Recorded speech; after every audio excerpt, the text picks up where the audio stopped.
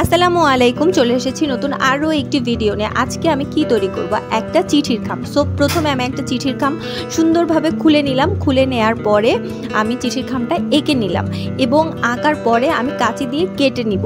তো পুরো ভিডিওতে আপনারা সাথে থাকবেন যে কিভাবে একটা চিঠির খাম খুব সহজে তৈরি করা যায়। তো শেপটা আমি চাইলে নিজের মতো করে এঁকে নিতে পারতাম, কিন্তু আমি ভিউয়ার্সদের খুব সহজে যাতে তারা করতে পারে তার জন্য আমি সহজ প্রসেসে চিঠির খামটা খুলে নিয়ে সেই শেপে করলাম। সো এখন হচ্ছে আমি ভাঁজ করে নিচ্ছি, একদম শেপে দাগে দাগে ভাঁজ করে নেওয়ার পরে আমি হচ্ছে আঠা দিয়ে লাগিয়ে দিচ্ছি।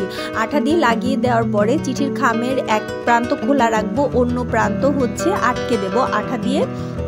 তো দেখেন কিভাবে আঠা দিয়ে আটকে দিচ্ছি। তারপরে হচ্ছে আমাদের চিঠির খামটা সম্পূর্ণ হচ্ছে তৈরি হয়ে যাবে।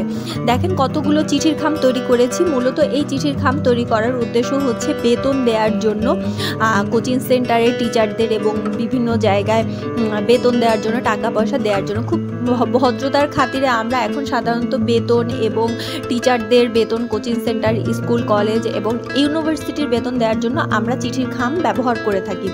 সো আমাদের চিঠির খামটা তৈরি হয়ে গেল। এরপরে হচ্ছে আমি একটু ডিজাইন করতেই পারি, আপনারা চাইলে এটা করবেন, না চাইলে না। আমি দুইটা পাতা কেটে নিয়েছি এবং একটা ফ্লাওয়ার কেটে নিচ্ছি। তো ইয়েলো কালারের পেপার দিয়ে হচ্ছে আমি ফ্লাওয়ার এঁকেছি এবং সবুজ কালারের পেপার দিয়ে আমি লিফটা কেটে নিয়েছি। এরপরে আমি আঠা দিয়ে লাগিয়ে দিব, জাস্ট একটু সুন্দর দেখার জন্য, ইউনিক লাগার জন্য।